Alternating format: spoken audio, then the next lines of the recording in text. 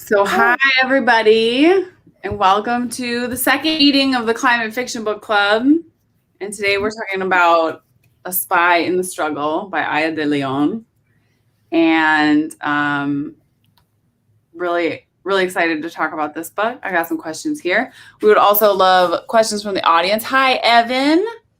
Nice to see you. Thanks for joining us again. Yeah, so should we just jump right in? Sure. Talking about it? Okay. So something I thought was really cool about the book was that over the course of the book, the main character, Yolanda, like her whole, we talk about character arcs, but her whole like worldview changed and her politics changed. And like, I don't think that that's a type of character development that we see very often in books in contemporary fiction. And I was curious if what you guys thought of that, and like, do you feel like that's an effective way to write climate fiction? Or are you guys, I'm sorry, I say guys all the time because I'm like a millennial, but like, I can stop saying guys. Some people don't like guys. I'm good with guys. Me too. Okay. I like guys and I like dude. I hate dudes. I say dude all the time. Unless I have a friend who's like a trans woman, and then I'm like, I will not say dude. I will not say dude. But I call everyone else dude. Yeah. I think that was a really smart choice to make that Yolanda. Wait, is that her name?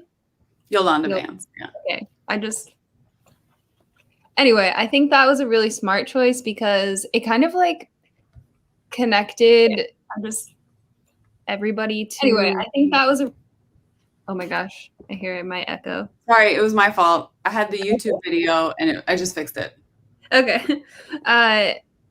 Because it just like connects you to her a little bit more, like as like this person feels more like a real person with her flaws, and it's not like she's comes into the book like automatically knowing everything about climate change and like social justice and like all of even the racism in the book she's like kind of blind to at first. And so I think it just gives it like a relatability for someone who's like learning and maybe even like learning with her in this book. Yeah. Yeah, and I also thought like towards the end, can we talk about spoilers? I feel like anyone here has read the book, right? Yeah, I think it's fine, yeah. So towards the end, there's this one part like where when she finally admits what she's done, it's like she kind of talks through these feelings about how she was just ignorant, right? And she ended up working for the bad guys because of her ignorance. And when she kind of got to talk through that and people got to see her as this person and not just like the bad things she did, but when she's like, I was just doing what I thought was right, And I think it's powerful to see people who are like believe differently than you and see them as like these full humans, which we have because we've like watched her throughout the whole story. And I think that's good for people who maybe not see themselves in her, but in communicating with other people who have like a similar story maybe or come from a similar place. Yeah, I think it was great. I was wondering, like, I wonder if anyone who actually believes the way Yolanda does in the beginning of the book, would they actually pick this up and read it, Mm-hmm. Or is it more for people who are already like bought in to, these sorts of politics and like already are climate people and anti-racist activists and stuff? But it's almost like showing you, okay, this is how you change someone's mind about it. You have to like build community with them, and you have to like drawing them into your community and embracing them as like one of your own, and like having a relationship with them and showing them sort of, rather than like lecturing at them, but like it seems like showing them the experience or her like participating in the experiences really changed her mind more than just like hearing the rhetoric. Because at the beginning of the book, when she was hearing Marcus and the teens like talk about their problems, she was rolling their eyes at what they were saying, which was kind of interesting to me. But once she started sort of seeing the world through their eyes and seeing their experiences, then she sort of started to get it, you know? Mm-hmm. I wonder about like the idea of who would pick up this book, because it seems like the author's other books are very different from this one. And Yeah. so I wonder like if those also have themes of climate change, or this is something like new that maybe some of her dedicated readers like wouldn't have been like aware of. I don't know. I think that, yeah, her previous 4 books were all romances. But I think there's like a political edge to them. There's called Justice Hustlers, her series, or her romance book. So that makes me think that there's always been sort of like a social justice angle even to the romance. Yeah. I liked Evan's comment. I like seeing her talk through it, but I don't like that she was kind of willfully ignorant. She just accepted what she was told without looking closer. That is true. Like, I definitely don't think Yolanda, this is adult fiction, right? It's not YA. So Yolanda's not supposed to be like our role model or something. Like, she was definitely flawed in a lot of ways, and really didn't get the big picture until it was kind of whacking her over the head, you know, like dead bodies turning up. Yeah. Yeah, she was kind of frustrating to read for like the first 3/4. Yeah. And then also like with the romance, I just did not give a shit about it. So that was also kind of annoying to read, but I'm glad she had an end to her arc. I was thinking about how there aren't a lot of books where the character development has to do with political changes. And I don't know if you guys know the history of this, but like the CIA, which this is like a criticism of the FBI and the CIA, right? And like COINTELPRO, one of the things that they did in the 1950s to prevent the spread of communism was they infiltrated, and this is all like this is all public record now. This isn't like conspiracy theory shit. They infiltrated all these creative writing programs and they started the Iowa Writers Conference. Like the CIA was like working with the guy who started it.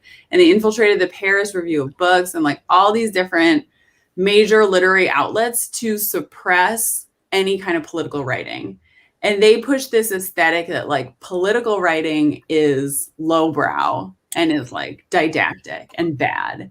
And like good writing, like literary writing, is like just deeply personal and never political, because then you're not going to be like really messing up people's minds, right? So I think it's really cool and radical. And I want to see like a lot more books where the character development is political development. And I think that's like pretty radical. That was something I really loved about this book. Yeah. Yeah, so another question I had was like, this book explores so many different ways, right, that environmental justice and racial justice overlap. So I was just kind of curious, like, what do you think were some of the most powerful examples of that? Or was there anything like surprising to you about ways that we see climate and racial justice overlapping or intersecting?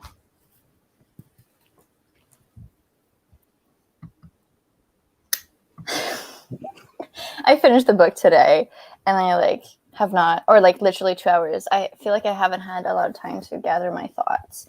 But I think it's such a kind of like a typical case. There's many like books and movies about this where there's like a big corporation who have so much power and they're somehow like serving the government with whatever. And so the local people in this book, like Black and brown people, like how they're so affected and powerless in the situation when like the corporation, the money, the government, like everyone, no one is there for them to win. Was there a point to this? I don't know. Yeah, like how the police, there's all these systemic structures upholding the environmental racism. There you go. That's going on. Yeah, it looks like the police is, again, like, it's like teens being like, we don't want to be poisoned. But the police are against them, and the FBI is working against them, and the government's working against them. And like, that was like a powerful feeling to me. Like this group of little teens, and they've got a van, and they rent out a church basement, and the FBI is so concerned about it. you know, because they have a newsletter. But that's real. Like, that's real, you know, how threatening it is. I work with youth, and we actually like our drop-in is in a church basement. So that was like I connected with that. But I do always think that it's interesting how people act like youth don't actually have a voice, or like they don't like know what they're talking about, or like they just don't have enough experience to have a valid opinion. But then at the same time, like adults are so afraid of the like actual impact of teenagers specifically, because it is like so powerful. And it's that, I don't know, where it's almost like they're not like jaded yet, so they can make so much difference. And I think that it was cool to see how they like worked in connection or like in community with these adults to have this group that was so powerful in that city. Also, yeah, like the fact that there were so many of these like big structures in place and systems in place that were almost like killing this town. And they were just like, we just want to like save our town. Like it was very wholesome, their approach. And just seeing, I think that the author did a really good job of like kind of making the like villain out of the systems without it being like super villainous, you know, like it was like, it was, you kind of like had to connect with it in a way on maybe like a personal level, like if you know kind of situation. Like I feel like people who maybe were like on this journey with Yolanda maybe wouldn't have seen that at first. Yeah, and everything from like even the highways, I noted like the highway, you know, just passes over the town and goes right to Randell, so that there's no economic benefit to the community. Mm-hmm. And like it was a really fully realized situation, and like very similar to you know, the neighborhood. I live near chemical refineries in Houston, and like we have a lot of environmental pollution, and there is a lot of activism going on in these fence line communities. I don't live fence line, but I live like next to the fence line communities. And yeah, the food deserts and the economic depression and the racism and the willingness of like legislatures to just like, these communities don't matter, go ahead and poison them, you know. And and the police are really working for the big corporations, obviously, in Capitol. Yeah. And the way that, this might have been in like one of the other questions that you asked, I can't remember, but the way that they used, the FBI used Yolanda specifically, because she was someone who was Black and young and could like fit in, but also who like had kind of that naive personality. It was just like, so the way she was exploited without knowing it, I think was also like so symbolic of the way like the rest of the town was being exploited at the same time. Yeah. And like, yeah, as a reader, you see how she's being played, right? And how like they're manipulating her to go against her own community, right? Like go against her community's own best interests. Yeah. Yeah. I have some questions about just like general things that I was confused about. So like, why exactly was it that Anita Jenkins had just like learned, or like why did she die? Like why did the corporation kill her, Randell? Yeah. That was never really fully explained, but I think she died in some kind of industrial accident. It was left kind of vague, right? She died in some kind of industrial accident because Randell was developing this super secret chemical weapon, maybe. It was suggested at the end. So they just tried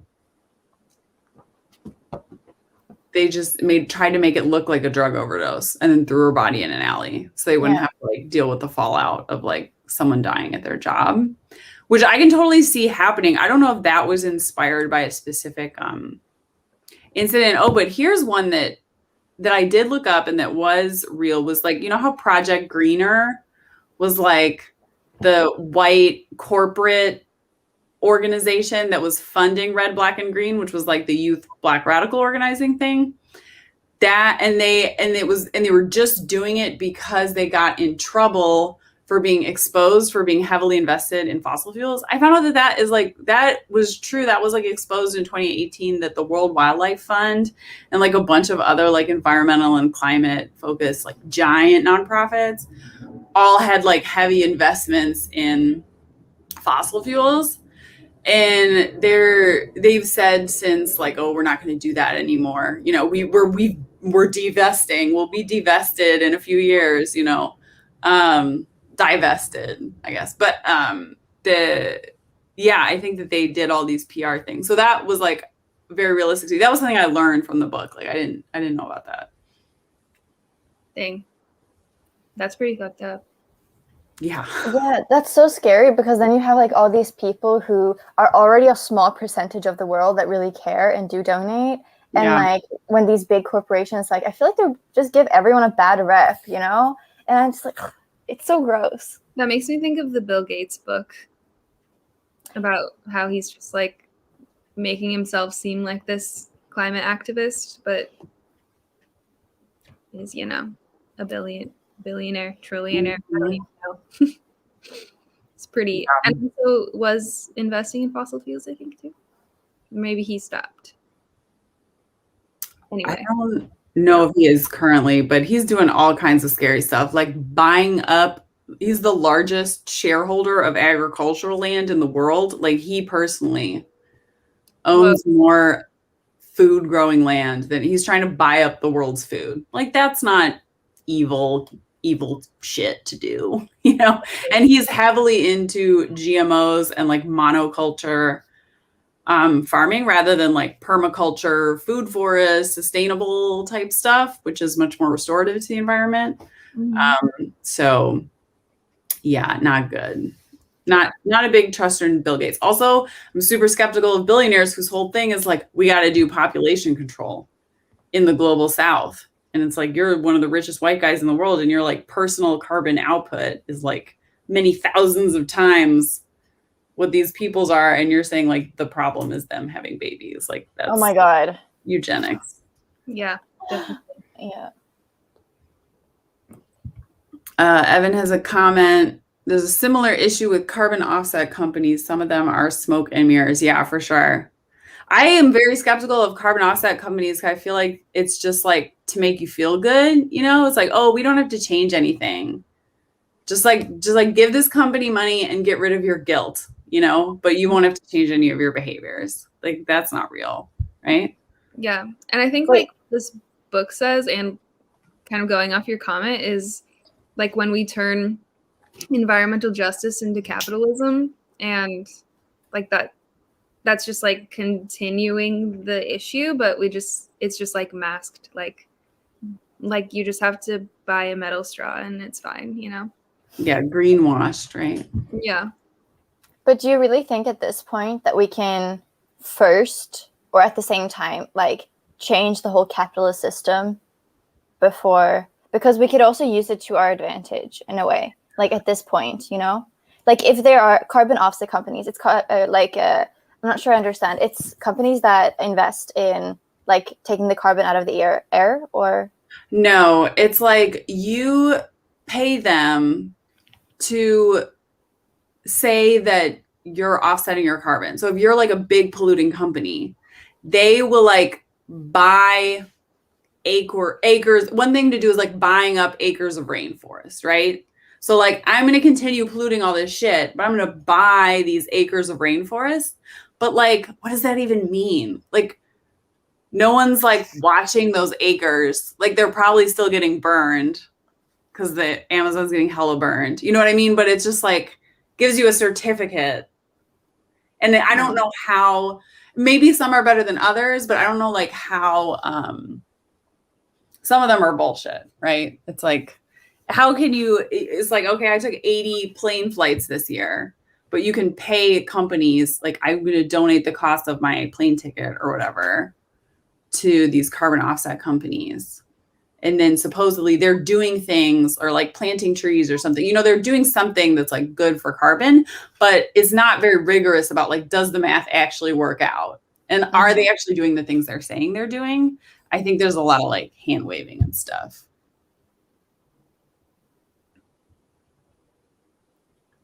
Yeah, I haven't had another comment. By the way, anyone else who's watching, y'all can comment on YouTube and we'll put your comments up. So feel free to participate. Evan said it costs like $50 to offset a transatlantic flight too. So it's a relatively small fee to make you feel good. Yeah, that's gross. So, and then, on an individual level, I actually think it can be a nice thing to do on an individual level. Like maybe if you do your research and stuff, but like on a corporate level, this idea, a lot of fossil fuel companies right now are talking about, we're going to get to net zero, not by stopping burning fossil fuels, but by like doing these PR things. Like we're going to keep burning hella fossil fuels, but we're going to plant some saplings or whatever. So, does that really offset what you're doing? No. No.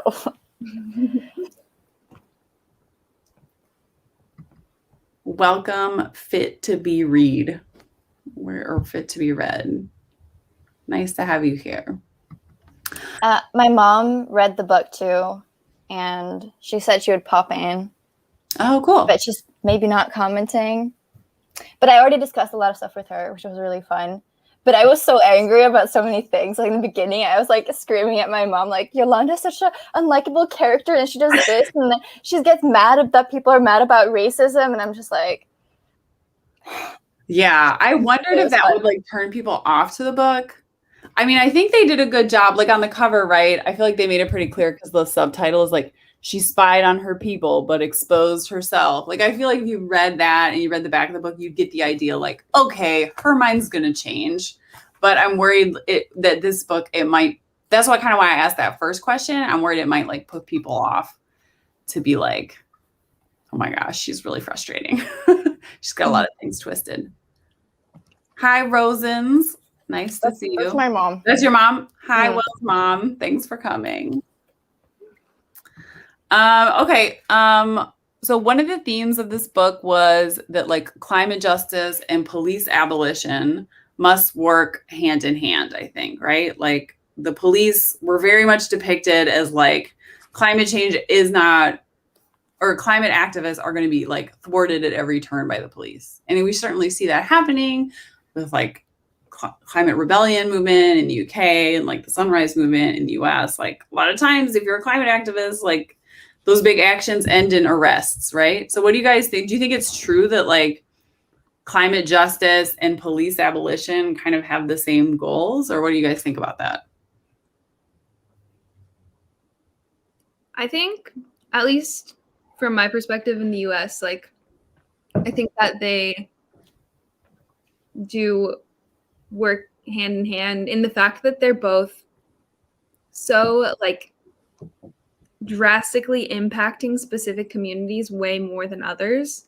I think like the community in this book is a really good example of that. Like lower income, usually like people of color in those communities are just obviously very like heavily targeted by the police and endure a lot of racism. And I think that that's also a big part in climate activism, is you have to also talk about the intersection between race and how that's affecting marginalized communities. So I think that they do like work hand in hand and have the same intersections. You know, like maybe you could make an argument that they are like fighting for different things, but they're still, I don't know. I think that one has to happen for the other to happen successfully. And they're like both kind of like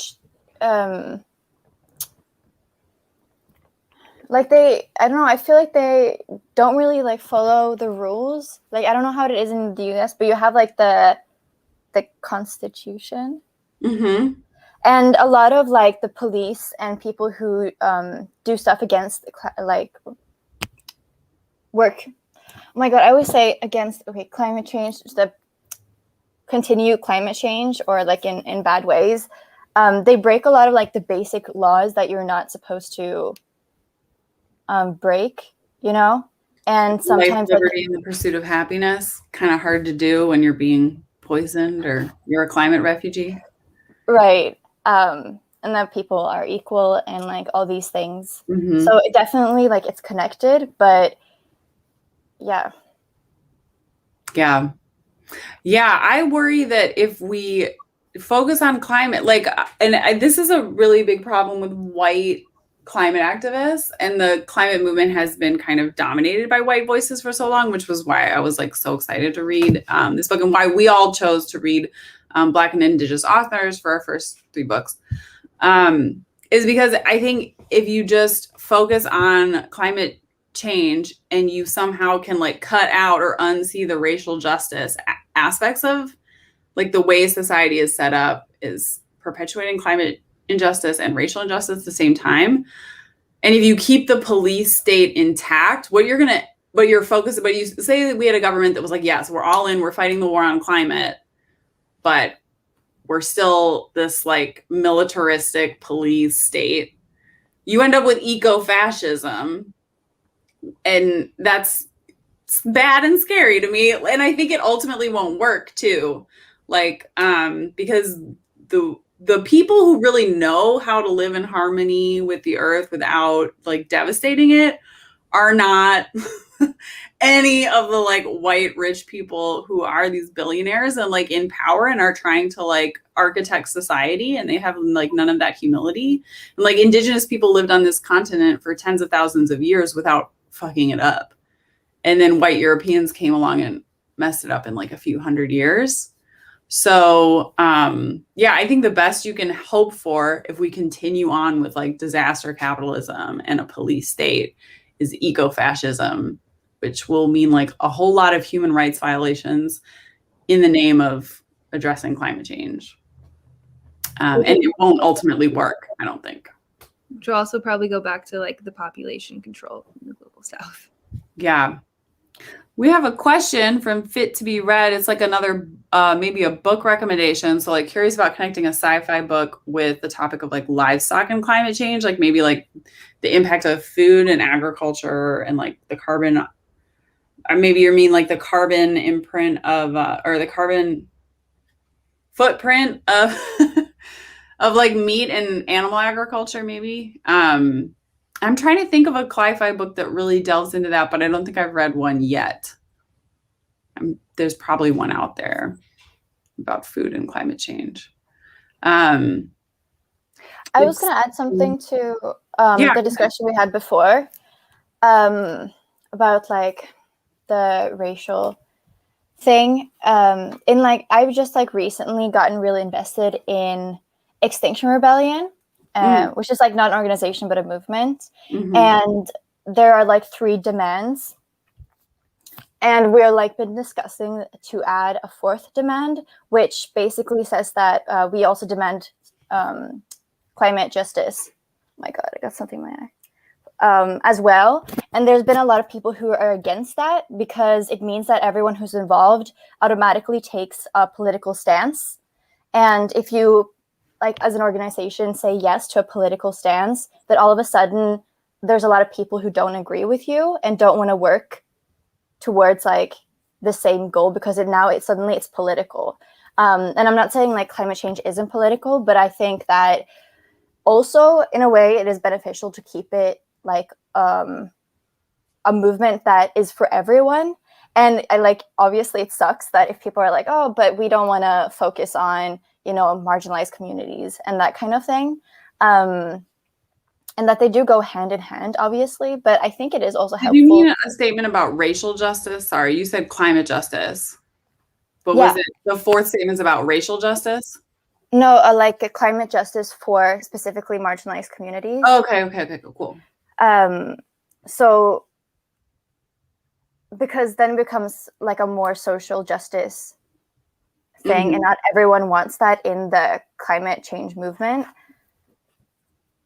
which is an interesting point. But I'm on the other side. I think you have to have it because otherwise you're going to be working towards eco-fascism.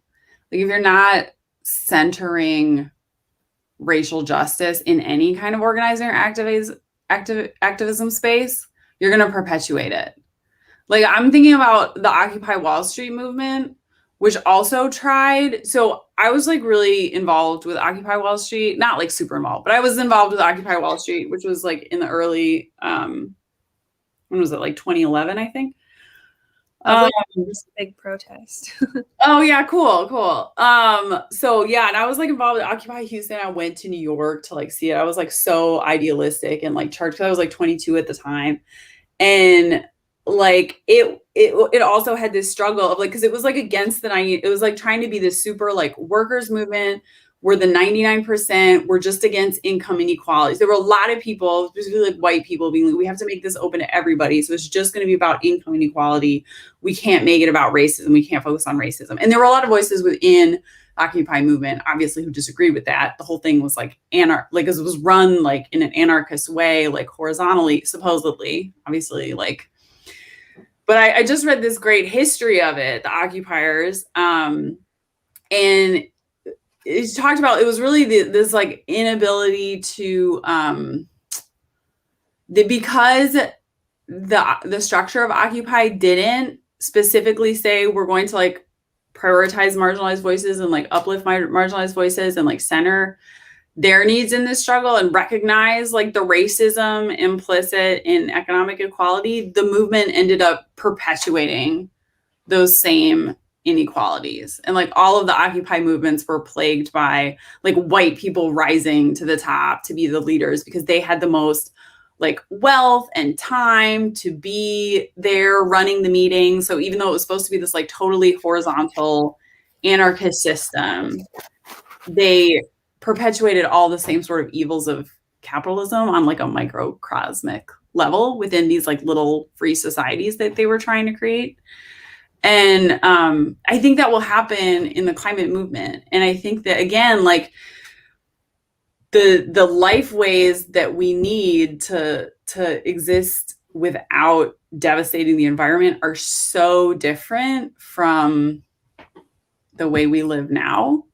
And like, we really got to look to like indigenous people and people in the global South who live with a much smaller carbon footprint and have for thousands of years, like, and their knowledge and voices have to be like centered. And you have to reckon with capitalism too. It has to be political. I don't know. I think climate activism has to be political. That's my take. I do think there's a little bit of like to be able to separate the two and not center, especially like racial justice within climate activism. I do think that there's like a piece of like white privilege there. Like if you can separate it, then you are privileged to be able to separate it. Whereas the people who are most impacted by it can't separate it. So it has to be integrated. Yeah. But I feel like there should be a good way to do that while not like putting the pressure on marginalized communities or needing them to obviously they should be centered when they want to be centered and when they need to be spoken for and they can't. But I feel like, for example, in this book, they're way more exposed and at danger because they are Black or poor, you know? And they don't have white allies. Exactly. And so they become like very vulnerable, right? And like they can much easier go to jail if they stand up. They can much easier be targets of violence if they stand up. And yes, I think it's good to center, but it's not a reason to not be as active as you can. Yeah. Obviously. And we're like put pressure on those people, you know? Yeah. And I think the Project Greener was like a good example of that. Like, what a failure by those white environmentalists, right? To support this organization that's like really making a difference because it got too radical and too political. And because they started talking about racism alongside environmentalism and they didn't want to touch that. Like I think that was a really good like expose of that. Yeah. Here's another good comment from Evan. I made that statement about veganism and got a lot of flack on Twitter. If you can separate your cause from racial and economic injustice, you're privileged. So I don't know what statement he was like referring to, But yeah, the whole thing of veganism is like can be very loaded in privilege for sure. Because I mean, there are people who manage to make veganism work in food deserts and with a small income, but it is very, very difficult. It is just not for everybody, you know, and putting that burden on people can be really come from a place of privilege. And like putting the pressure on the individual rather than the systematic. Yeah, for sure. Mm-hmm. Okay, so let's talk about do y'all want to talk about the romance? So there were like a bunch of different narratives going through the book. There was like the spy thriller aspect, and then there was like this story about found family and community organizing. And then there was like a romance. And so I was curious, like, which of those threads do you think that they work together? What were your favorite parts? Was anything like not working for you? The romance should have been canceled, cut from the story, out. Yeah. I mean, it does serve a purpose because it ends up like she gets emotionally invested because of this romance much more. But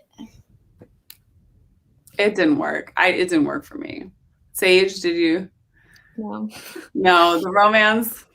Yeah, I don't really like when like this happened in another book I read recently, The Sound of Stars, where it was like going so well, and then the romance just kind of takes you out of it, you know, because I feel like it just wasn't. I mean, I think maybe this is actually a similar thing because you said that the author writes romance, like her genre, so I can see how that like bleeds in, because that also happened in when no one is watching, I think is what it's called, that thriller by also a romance author, and this was like her first thriller, but then there was also like a pretty like steamy sex scene that like I don't think would have happened in just a regular book if someone wasn't a romance author. But what I'm trying to say is that I like romance when I'm specifically reading for romance, but when it is in a book and it kind of like takes you out of the rest of the plot or even the rest of the characters, then I just get kind of annoyed by it. Yeah.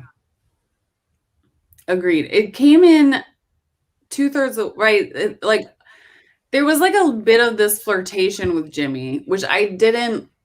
It felt dated to me, like because this is supposed to be taking place now, right? Like post 2020, because it's post COVID, and I felt like, but I felt like the way they were flirting felt very like the way Gen Xers flirt, because like Aya de Leon, I think she's like Gen X.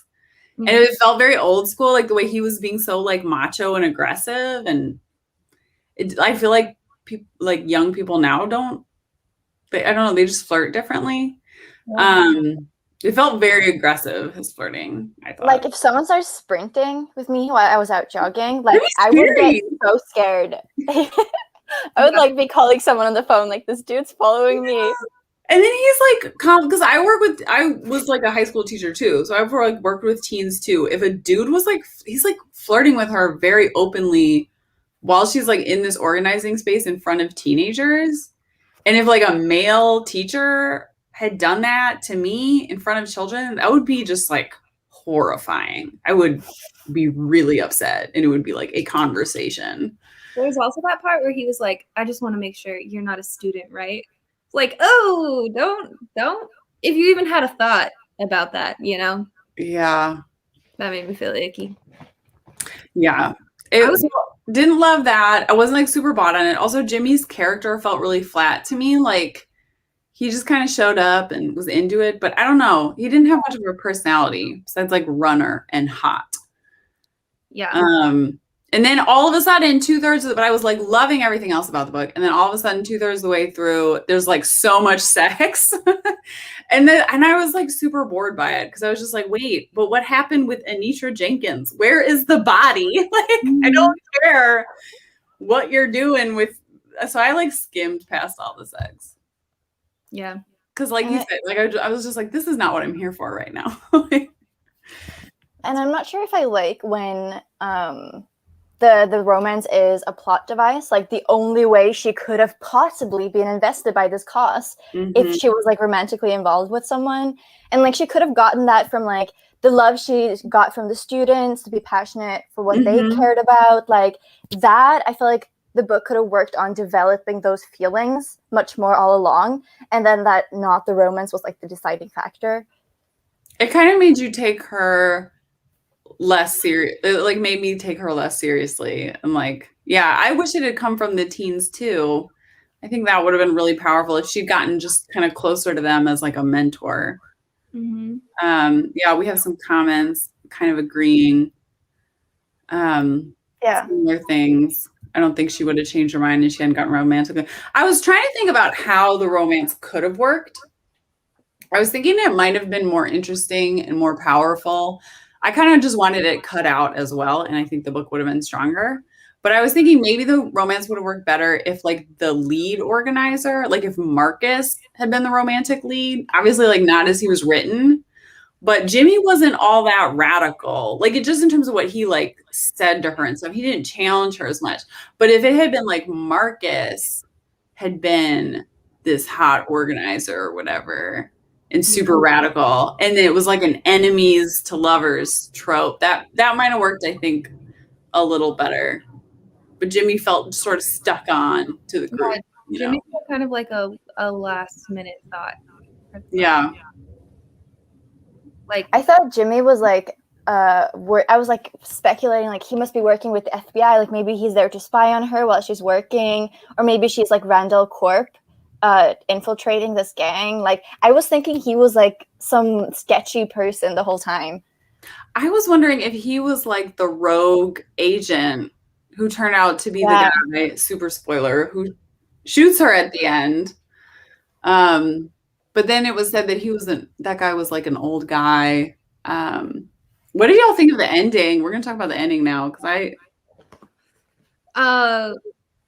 I totally forgot about it until right now because I read this like earlier in the month. But that ending was not expected.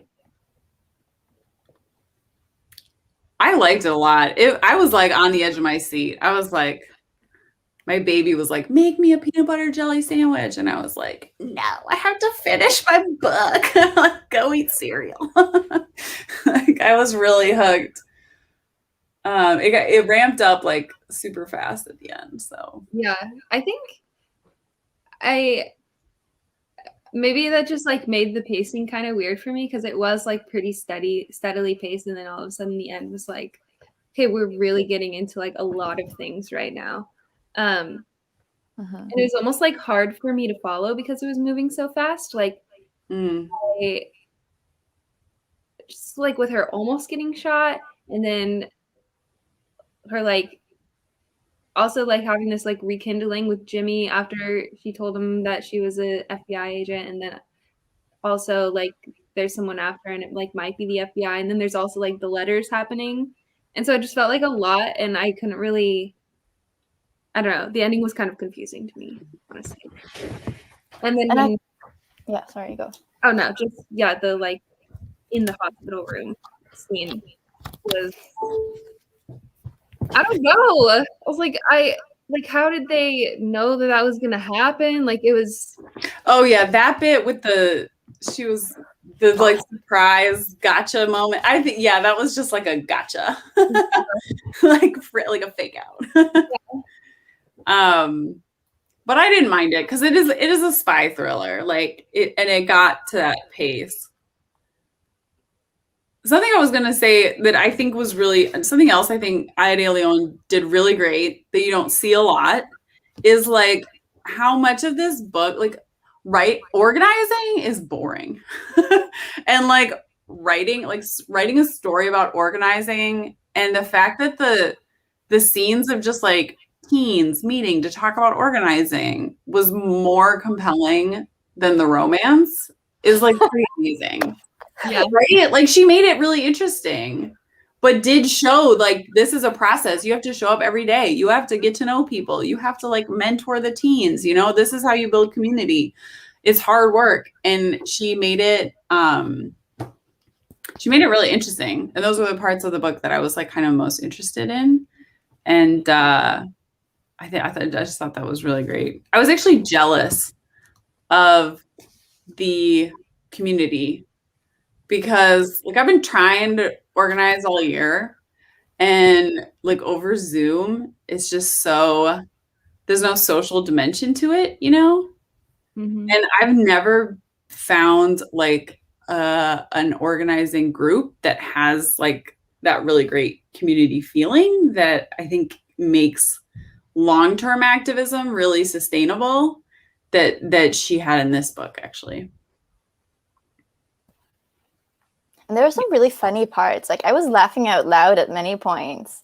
Like when she was tutoring Nakisha. Nakisha was one of my favorite characters. And like she started rapping when she got it right or something. Yeah. Wasn't it? And it was so funny. And when the girls were like making fun of what she wore. Yeah. Mm-hmm. I loved that like deep insecurity about what teenagers think of you. Like I feel that so hard all the time. Yes. Imagine if you could. I wouldn't want to hear what they were saying about me behind my back. For sure not. Yeah, I had like my 1-year review a few weeks ago, and the youth like gave feedback, and there was one that just like dug into me, and I was like, oh God, youth are so honest. Like I'm gonna need to process this for a while. Oh boy. Yeah. But yeah, I think that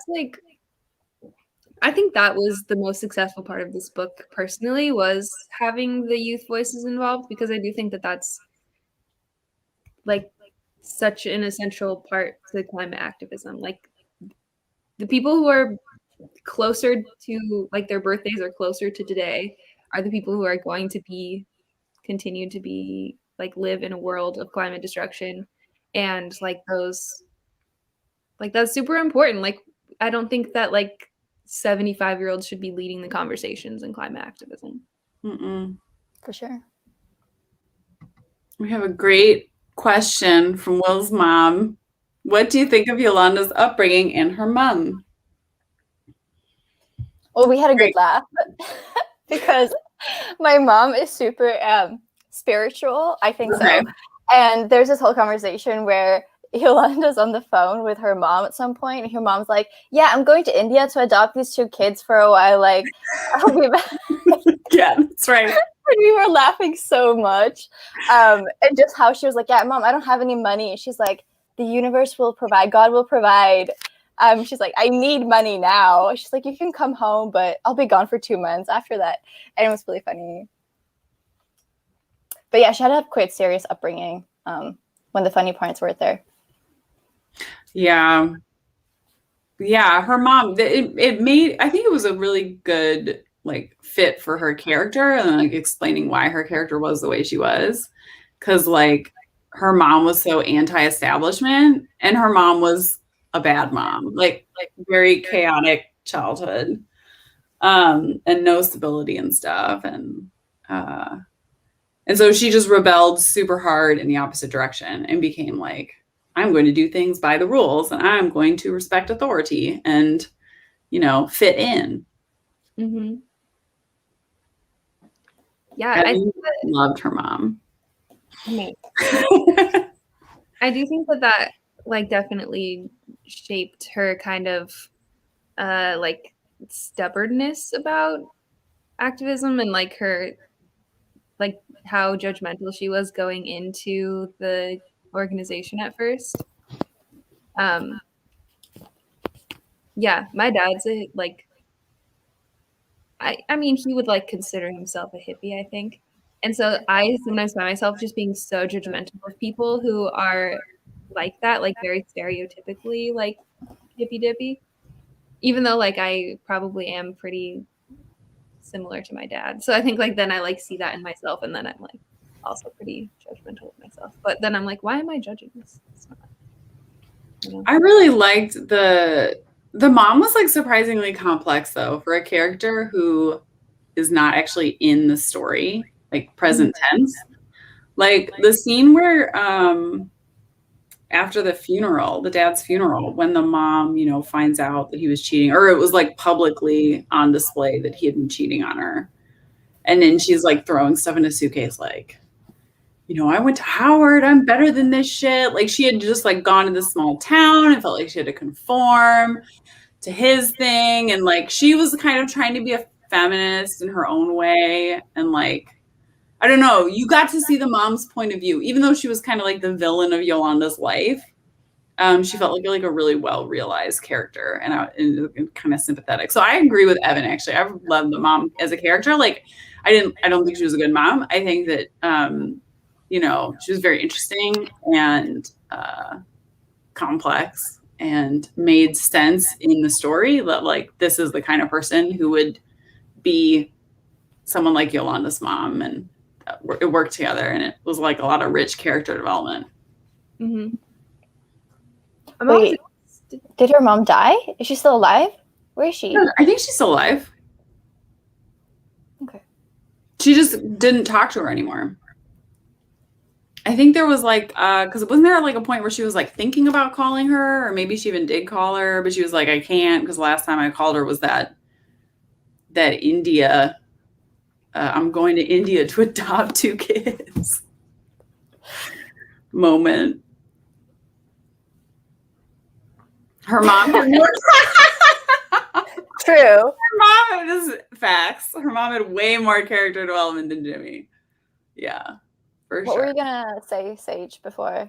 Oh, I was gonna say I think it's really interesting in like what I've read of climate fiction so far is like who is depicted as the villain in the books, because I think like it's been very, I don't know, like fluid in a way, or the fact that there like isn't, or like the most like villainous villain is like the most corporate villain, you know? Yeah. But that's almost like almost tricked into thinking that other people are the villain because that's what capitalism does to us. Yeah. Maybe that's why the mom's character was so sympathetic. Or why it was important that she was. Yeah. Because Yolanda had blamed her mom for an upbringing that was chaotic and this is deep. Wait. Sage, you're honestly like she blamed her mom for, like you said, because capitalism teaches us to like blame the people close to us, right? But her childhood was so chaotic because of like racism and misogyny and capitalism, and like they were poor and struggling because of these capitalist systems that like cause her to like attach herself to these like series of like crappy men, right? Yeah, but then obviously it's like the real villain is like these corporations and these systems of oppression. Yeah, and then you have like people like white people who are living in poverty who are like blaming people of color who are like on welfare or something. Like that was a big thing. I grew up in a really poor white town, and there's like so much racism there, and everyone there like gets government assistance, or not everyone, but a lot of people there get government assistance and then are just like so racist and so like make like jokes and comments about government assistance going to like immigrants and like things like that. It's like we're like when you're in poverty, you're just, especially if you're white, you're like forced to not look at the system but to look at people of color and think that it's their fault.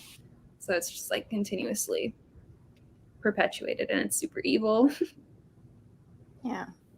Can we take a moment just to talk about, because this is, to me, was like the most impactful scene, is the one where they do the demonstration outside of Randall Corp.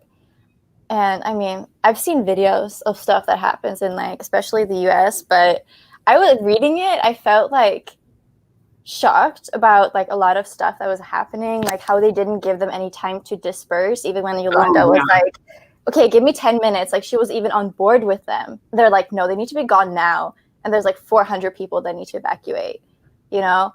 Mhm. And then how she said, like, they took down the phone service. Yeah. And then I was like, that's so scary. Mm-hmm. Yeah. That's all real shit. Yeah. Yeah, they did that last summer with the George Floyd protest here. I mean, it happened all over the country, but here in Houston, they just kettled people. They just like come up and announce this is now like it would have been super lawful all day, super peaceful all day, and then at some point they just ride up on their mount. In Houston, we got hella horse cops because it's Houston, you know. So there's like 100 mounted policemen on horses like surround everybody, and they're just like, "This is an unlawful demonstration." And then 0 time to leave, like 0 time to clear out. And you're like immediately, like everyone who was there got arrested. We had left earlier in the day because I knew that was going to happen. And I had my kid with me. But yeah. But what is an unlawful demonstration? Because we should be able to demonstrate. They can just declare it. The sheriff just can come out and say, this is an unlawful demonstration now. But based on what? Like, they don't need a law. The police are unpoliced. It's unjust. It's injustice. But that's like democracy. Like, okay. We don't have that here. Come on, Will. Come on. I'm just so frustrated because that's like so basic. My mom told me that in Norway, when there was a lot of like Black Lives Matter movements happening, like the police didn't do anything because that's like the law. And I was like, oh my God, that's amazing. But that's how it should be. As if it's not violent, if people are not getting in fights, it's the problem. There are okay, so in the book there was that character who came and just shouted "fuck the police" just to like get everyone riled up. That's like so real. Like and at least there are people who are like known cops but dressed in like regular cop uniforms coming and like throwing bricks into buildings just to like cause the chaos to make it seem like the BLM protesters are the ones who are like rioting and causing violence, but they're just trying to get an excuse to be violent at the protesters. Yeah. And then how the media like only use that footage to like perpetuate the story that they wanted people to have. Yeah. That's why we're saying this all got to go together. Like if you just pick one part of the like, you know, anti-death cult struggle, then you don't see all these other parts and these other things they're doing and the ways they're manipulating you and stuff. And yeah, Evan has a good point, right? Like the US is in no place to be judging any other democracies. Like, honestly. Yeah. China, I'm not a tanky. China does bad stuff too, but the US for sure does bad stuff too. So like that. Yeah, sometimes if a protest is really huge, there's always bad reception at a protest. Every protest I've ever been at. Sometimes it's because it's just like huge maybe and there's like so many people there. But sometimes it for sure like goes off like a light. It's like this happened. They took down that tower or whatever. Well, I really enjoyed talking with y'all today and Evan and Fit to Be Read and Rosen's. Will's mom. I hope I said that right. This was really great, and I hope everybody liked this pick. And Will, do you want to say something about our next book? I'm actually forgetting more and more about it as the months go by. So I'm really excited. I remember. Wait, I have it. Where did I put it? Do you want to introduce it, Sam? Wait, I did so much better than me. I to like show it, but now I don't see it. Well, what did I do with it? Anyways, it's called Moon of the Crusted Snow. Moon on the Crusted Snow. Yay, you got it. Moon of the Crusted Snow. By Wabgeshi Grace. But yeah, well, I found a video of him saying his name, and he says Wabgishig. Oh, Wabgishi. Thank you. I wanted to look it up before I made an ass of myself. Wabgishig. So it's like an Inuit tribe, right? Like in like northern Canada or something, and it's like kind of dystopia, like post worse climate effects, like really societal collapse, really bad climate effects. But this Inuit Village is still like doing okay, right? Because they're just like still doing their traditional life ways. And then they get a non-native like climate refugee from the South who like shows up, and they have to decide, like, do we take this person in? Like, what will be the consequences of that? Can we trust this person? Like, I think sounds super interesting. So I'm really excited to read it. And it's going to be the shortest book we've picked yet. So hopefully lots of people will join us for next month. Yeah. And Sim, I know we didn't really talk about it, but did you have a suggestion or something for next time it is your month to pick? Oh, or will you? I forgot that I'm supposed to have that ready to go. That's okay. Because Sage's next pick after Moon and the Crusted Snow. Have we announced that it's going to be Parable of the Sower? The last live show. I haven't posted. Oh wait, I'm 90% sure on what I want to pick, but I'm gonna just confirm. I don't want to like say it on the spot, but I'm pretty sure I know what I'm gonna pick, and I will be announcing it soon on social media or something. Sound good? Yeah. All right. Well, thank you, everyone. Thanks, Evan, for talking again. And thanks, Will and Sage. Yeah, thank you guys.